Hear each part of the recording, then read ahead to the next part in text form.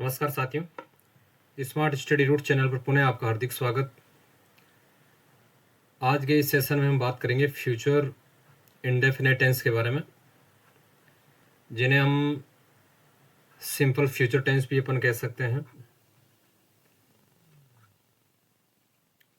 साथियों, अगर helping verb की बात करें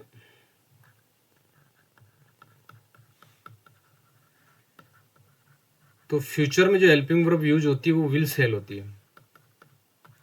ये तो शायद आपकी जानकारी में है, क्योंकि ये दो प्रकार से यूज होती है, एक प्योर फ्यूचर और एक अपन मिक्स्ड कहता है। यानी कि प्योर है ना, आई और अगर वी है तो उसके साथ अपन सेल यूज करते हैं, और जितने भी शेष सब्जेक्ट्स हैं उनके साथ अपन विल यूज करते हैं। क्योंकि जब अपन मॉडल में पढ़ते हैं तो इसको अपन विपरीत पढ़ते हैं, ये जरूर ध्यान रखना। मॉडल में जो मॉडल्स होते हैं ना, उसमें जैसे डिटर्मिनेशंस है, थीट है, अपन किसी को चैलेंज कर रहे हैं तो उनमें जो मॉडल्स में पढ़ेंगे तो इसको विपरीत पढ़ेंगे, यानी कि आई वी के साथ विल पढ़ेंगे और आई और सेंस जो सब्जेक्ट है उनके साथ सेल यूज करेंगे। लेकिन मॉडर्न जो ग्रामेरियन जो है ना, वो इन सभी के साथ विल का यूज करते हैं, ये जरूर ध्यान रखना।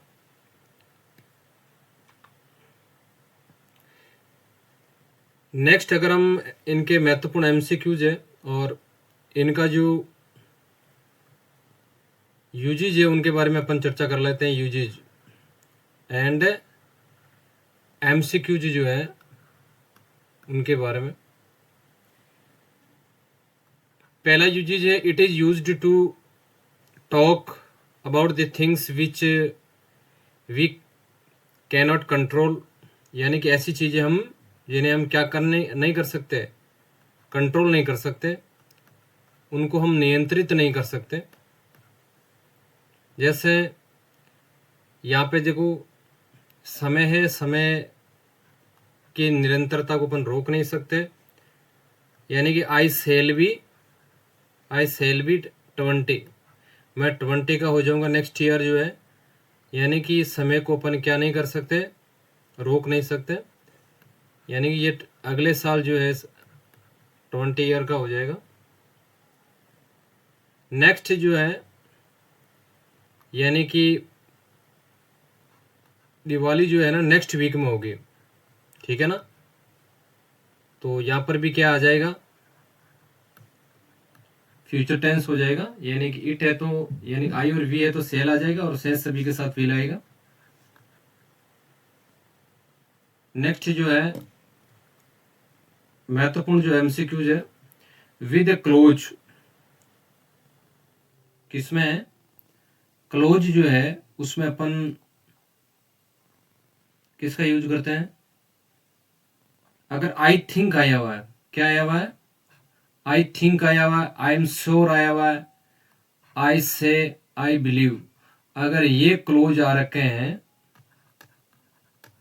ये क्या आ रखे हैं, ये फ्रेज नहीं है, जरूर ध्यान रखना। फ्रेज में और इसमें थोड़ा अंतर होता है। ये फ्रेज नहीं, इसका मतलब होता है वाक्य का एक छोटा सा अंश, ठीक है ना। क्लोज में अपना क्या होता है, एक सब्जेक्ट होता है और अपना क्या होता है, प्रेडिकेट होता है, यानी कि उद्देश्य और विधेय अपन बात करें तो आई थिंक आया हुआ है और आई बिलीव आया हुआ है, तो आपको क्या यूज करना है, विल सेल करना है। हमने पहले भी पढ़ा है, आई और वी अगर आ रखा है तो सेल यूज करना है, और जितने भी शेष करता है उसमें किसी का नाम हो सकता है, यू हो सकता है, वी हो सकता है, यानी प्रोनाउन वर्ड हो सकते हैं, नाउन वर्ड हो सकते हैं, ठीक है ना। उन सभी के साथ अपन यूज करेंगे विल। तो साथियों, इसमें आई थिंक आया हुआ है, आई बिलीव आया हुआ है, तो आपको क्या करना है, विल यूज करना है, इसमें भी विल यूज करना है। नेक्स्ट जो है, इन कंडीशनल सेंटेंसेज, कंडीशनल जो सेंटेंस है यानी कि जो शर्त के वाक्य है, ठीक है ना, जो शर्त के वाक्य उनमें अपन क्या यूज करेंगे, विल सेल यूज करेंगे। देखो, if you work hard you, if के साथ वर्ब की फर्स्ट फॉर्म आ रखी है यहाँ पे, और दूसरी तरफ क्या आएगा, विल सेल आएगा। यहाँ पर भी देखो इफ आया हुआ, वर्ब की फर्स्ट फॉर्म आई हुई है, और तो यू के साथ क्या आएगा, विल यूज होगा। ये आपको जरूर ध्यान रखना। अगर आप कठिन मेहनत करोगे तो आप जो अच्छे मार्क्स जो है, या मार्क्स कहते हैं ना, अच्छे मार्क्स आप क्या करोगे, प्राप्त कर पाओगे। If you win the match, अगर आप मैच जीत जाओ तो आप क्या करोगे, इसे सेलिब्रेट करोगे। एक जो है ना, नेक्स्ट जो है वो आप जरूर ध्यान रखना। अगर टुमारो शब्द आया हुआ है, ठीक है ना, यानी कि अगर नेक्स्ट से संबंधित कोई भी वर्ड आया हुआ है, टाइम से संबंधित जो है, ये एडवर्ब ऑफ टाइम है, एडवर्ब ऑफ टाइम कैसे है, देखो ये दिया हुआ है, जैसे Ram will go to Jaipur tomorrow, ठीक है ना। या टुमारो वर्ड आया हुआ तो अपन को क्या यूज करना है, विल यूज करना है, ठीक है ना। नेक्स्ट डे दिया हुआ है, या नेक्स्ट फ्राइडे है ना, जैसे नेक्स्ट, यानी कि यहाँ पे जो टाइमली वर्ड आएगा ये आपको जरूर ध्यान रखना। जैसे नेक्स्ट संडे है ना, तो मैं वहां पे जाऊंगा, मैं ये कार्य करूंगा। जैसे नेक्स्ट आई जो है, आई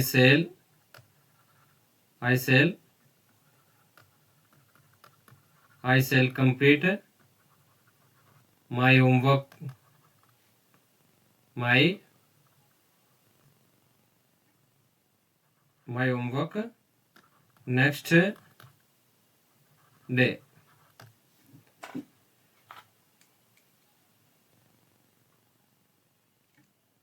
अगला आप लोगों के लिए, क्योंकि आपने जो वीडियो में कितना कुछ आपको समझ में आया है, ये आपके लिए एक आई थिंक आया हुआ है, आई ब्लैंक माई ट्रिप टुमारो, तो इसमें विल स्टार्ट आएगा, एम स्टार्टिंग आएगा, वॉज स्टार्टिंग आएगा, या हैज स्टार्टेड आएगा। तो आपको इसका राइट आंसर बताना है कि आपको कितना कुछ समझ में आया। नेक्स्ट जो है वो ब्लैंक दे रखा है, 4 ऑप्शन नहीं है, तो आपको बताना है, इसमें आपको टाइमली वर्ड ढूंढना है। एडवर्ब ऑफ टाइम जो है उसके अनुसार आपको यहाँ पे वर्ब भरनी है, यानी कि ये साथ में आती है, जरूर ध्यान रखना। ये कोष्टक में बाई आएगा, तो आपको यहाँ पे ब्लैंक में भरना है क्या आएगा। तो इनके जो आंसर है वो आप कमेंट करके बताना कि इसमें इसका राइट आंसर क्या होगा। साथियों, आज के सेशन में हमने बात की सिंपल फ्यूचर टेंस के बारे में। इजी है, कोई भी हार्ड ऐसी कोई चीज़ नहीं है जो अपन को समझ में नहीं आए। तो दोस्तों, आज के सेशन में इतना ही। अगर आपको वीडियो पसंद आए तो अपने साथियों के बीच में शेयर जरूर करना, लाइक कर देना हमारी मेहनत के लिए। तो दोस्तों, मिलते हैं नेक्स्ट वीडियो में, तब तक के लिए जय हिंद, जय भारत।